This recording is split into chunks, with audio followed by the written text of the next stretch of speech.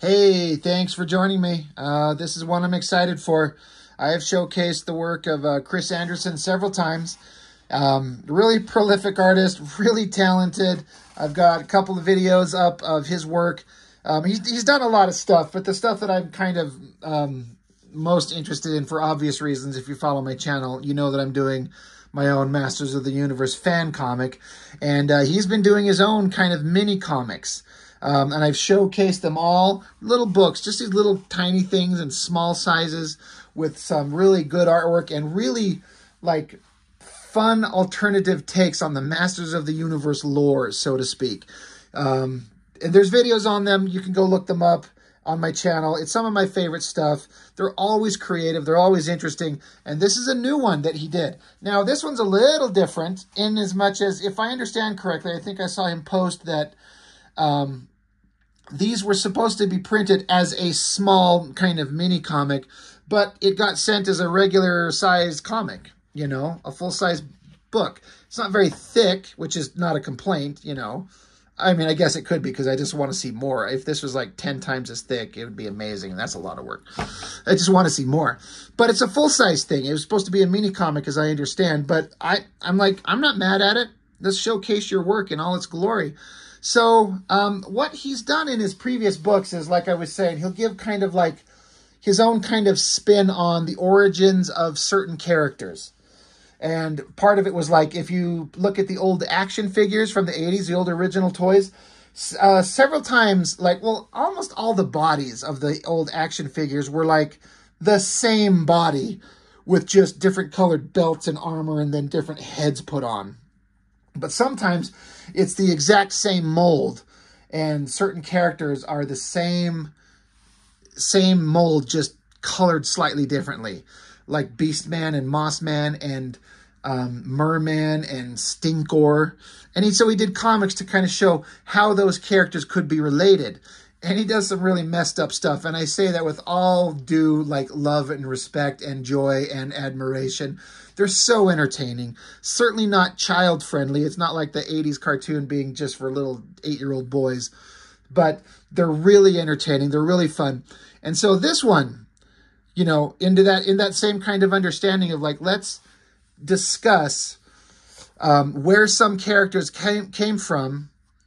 And how, you know, let's get into like an alternate version of like some history of these characters that you've never seen. So you've got a cat and a horse.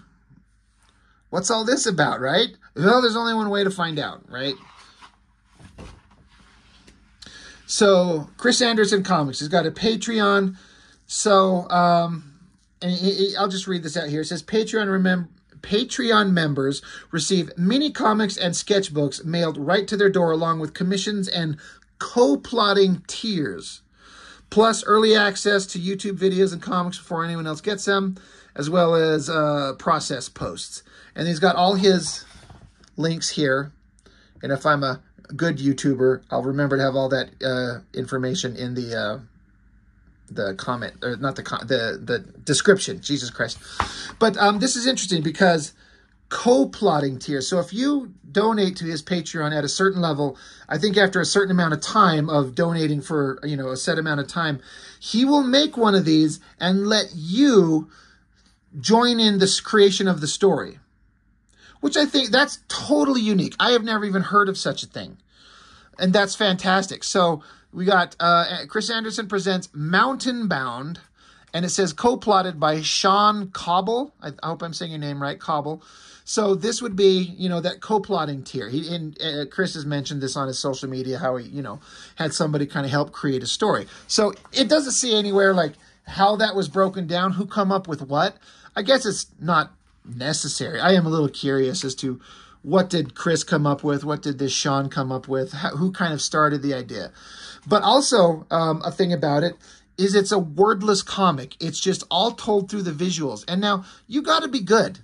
You have to be able to tell a story clear, to have no words. Now, one of the most preeminent, you know, ideas about being a comic artist that I learned a long time ago is you should, in theory, be able to hand your artwork to somebody and have them flip through the story and get the basic idea without words. And not everybody can do that. To be a good comic artist, you have to be able to tell a story with no words. But it's also a whole other thing to intentionally create a book with no words. So your storytelling better be on point. And believe me, Chris Anderson is up to it. Whenever I make my fan comics, I'm basing it directly off the old 80s cartoon. So Snake Mountain to me is that one that, if you've seen the cartoon, it's a big spiky mountain with a coiled snake coming up the top of it, like a waterfall falling off it. This is kind of like that, but this is more like the toy. I don't know if this was in any of the mini comics from the action figures back in the day. I don't know, but whenever I see this face on the side of the mountain, to me, that reminds me of the old playset Snake Mountain, which I think is actually really awesome. You got Skeletor up here. Looks great. Such a great skull. The waterfall. And then down here in the distance, there's a battle going on. There's one of the, I can't remember, is it Attack Track? It's some version of it, like the toy Attack Track, I think. Flipped on its side. Probably Triclops knocked on his ass, shooting a beam up. You got Battle Cat, He-Man, Zodak, it looks like, Ram Man, Beast Man, I'm thinking. I mean, they're little tiny things. I mean, they're literally little microscopic guys. So I can't imagine how this would translate in a mini comic if this whole thing was shrunk down. But a battle's going down. Skeletor's observing from above. Okay, we got the setup. It's Masters of the Universe. There's always battles. Flip it open, and if you know the comics, the stories, so He-Man's got Battle Cat, and Skeletor has, why am I blanking? Is it Panther? I keep wanting to almost mistakenly say Panthro from Thundercats, but Panther, the big, like, purple puma kitty that Skeletor would ride. So presumably that's who this is, right? I mean, who else would it be? This big giant cat going up against Battle Cat at Snake Mountain. Sneaking up on Battle Cat while He-Man fights down here. Looks like he's fighting Merman. So, as Panther's up here looking, Battle Cat is unaware. In the distance behind him is Orko. Panther jumps. Orko, it'll twinkle, twinkle, like his little hand gestures. Bling! And then you see Panther disappear into like a portal, sparing Battle Cat from getting attacked. Off into the distance, the portal opens up, drops out Panther onto the ground. Right in the middle of a forest, he kind of picks himself up, sniffs the air, climbs a tree, and then looks way off into the distance. Like, I really get a sense of scale. This is a great angle with the tree coming down at a perspective. So you get the sense of height as we come up and then looking into the distance. So there's two directions, going down this way and then off into the distance. And I love the additions of just these little kind of flecks of line indicating birds in the distance. But Snake Mountain, that's where he was. He's a long ways away. So he's out of the battle. Drawing cats is hard, dude. I don't know how you do this, Chris. I don't know where you get this ability. I mean, this would be so hard for me to do. There's part of a reason why Battle Cat's not in much of my fan comic. Because I didn't want to draw him. But he is in mine. Anyway. Panther's not. I should address that. Anyway, it's too late. I'm already at the end.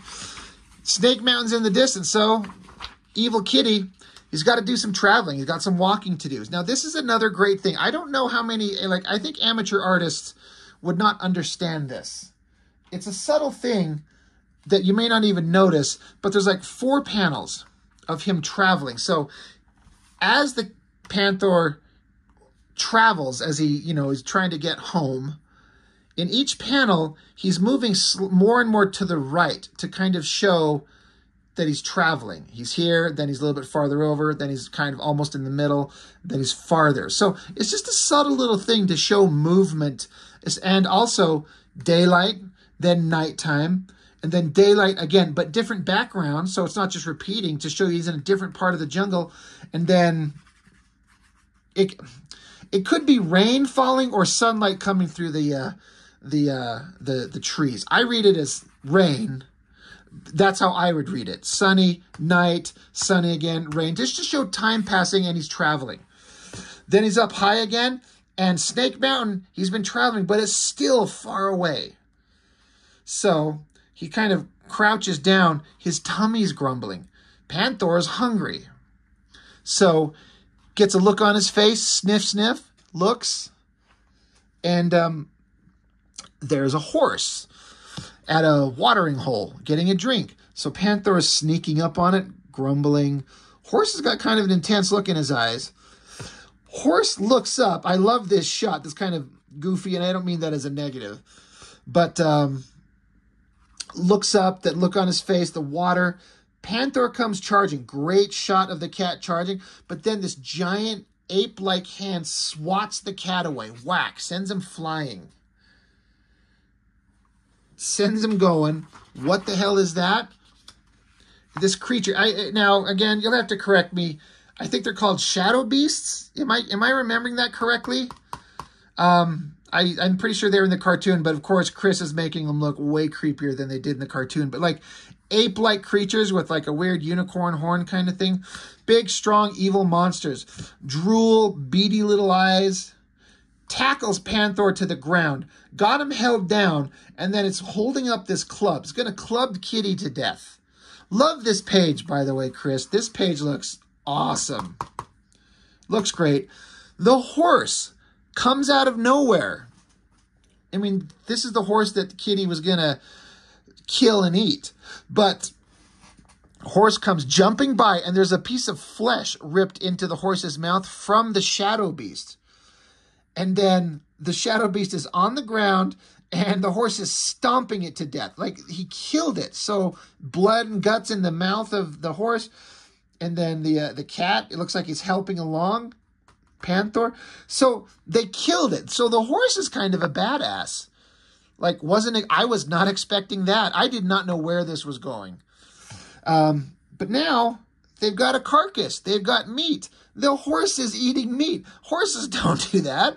So, badass horse. But now the cat's got something to munch on too.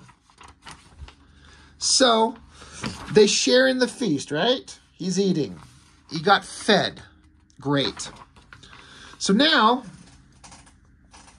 they look upon each other, and now it's repeating that same kind of motif in those previous panels that I was talking about, these 4 skinny panels showing the traveling, you know, day, night, rain, the character moving through the panels. He does the same thing here, but the horse is traveling with them. Day, night, rain, different forest. They're traveling together. So they're like traveling companions. Much closer to Snake Mountain. They finally, they're getting close. But they get close, and then both of them, both of their tummies are grumbling again. So Mr. Kitty, sniff, sniff at the horse, gets an evil look on his face. This is Panther, after all. He's a bad guy. Horse, even though the horse saved his life, Panther jumps, tackles the horse, and then you see Panther with a tear in his eye ripping the flesh apart of the horse. So he's betrayed him. So, but then he's crying. Panther is a conflicted creature where his animal instincts take over and he'll eat a friend and then feel sad about it. But now he's at Snake Mountain. Another great splash page, great texture on the trees and stuff. Panther is carrying the horse's head. It's fucked up. It's so fucked up. I love it. So then Panther comes in this, I like this little panel of like this entrance and like this gate raised up. And then so Panther comes into Skeletor's like throne room. This made me laugh out loud. The one word that's spoken, Skeletor goes, "Nya," which is like a gag that they'd have Skeletor say. This "Nya," I don't know. I laughed out loud. I loved it. Panther drops the horse's head down as like a prize, a trophy. But then he's like rubbing the tears from his own eyes, and there's a little broken heart. I'm like, oh, he's sad. But he still killed him and ate him. Panther, you got to get your priorities straight, buddy. Trapjaw has a saw on the end of his arm. It looks like Skeletor's even gesturing towards him, maybe. So little panels of Trapjaw. A buzz sound, like a screw and a screw head turning a screw, blood, fusing wires, welding things as Trapjaw's holding the horse's brain. So it's like he carved the brain out and did some mechanical augmentations. You flip it over, and then I completely forgot about that. I can't remember if these were in the cartoon. I don't think they were, but there were toys of these like robotic horses that He-Man and I think He-Man, I think Fisto had one of them actually. Maybe it was Fisto's horse, but it depends. The lore is all over the place. But basically, the idea is that they took the brain of that badass warrior horse, put it into this robotic cybernetic body, and now Skeletor will ride it, and maybe Panther feels better about himself because the creature didn't actually die. There's no words, so you have to like come up with your own conclusions, but at least you know what happened. So, fun. Lots of fun. And then that's it. That's the end of the book. Just a simple little mini comic. Again, Chris, if I read correctly, you were saying that these were originally intended to be printed smaller. I'm glad it's a full-size comic, just because that means I get to look at your artwork in bigger size. Not full-size by any means, but I get to kind of enjoy it. So, I love this. I absolutely love it. As usual, Chris, dude, you never disappoint, man. Like, every one of these mini comics I've got of yours, I am happy to, like, I can't wait to read this. I can't wait to show it on the channel. You make me laugh. You make me think about the story. And you're an influence, man. You're an influence on my own work. I love it, dude. So I wish you all the success in the world. I mean, as I, you know, I don't know you too well, Chris, but it seems like you're doing pretty well as an artist for yourself and some prospects in your future. And, but I love your work, man. I will support it every time, and I will throw up every one of these on the channel that you ever do, every time. You know it, no questions asked. Love it. So, people, he's got a whole mountain of work that you can go buy. So check out his Instagram. He's got a YouTube channel, Chris Sanderson Comics. I'm going to have these links in there. But he's got all kinds of books, various things to pick up and be entertained by. You know, go support an independent artist. I mean, I don't think you'll be disappointed. Yeah, I certainly never am. So, Mountain Bound. Great. Absolutely great, man. Love it. Thank you for sharing. Thanks for getting this in my hands. I appreciate it so much. And that's all I've got for now. So, everybody, thanks for watching, and I will see you on the next one.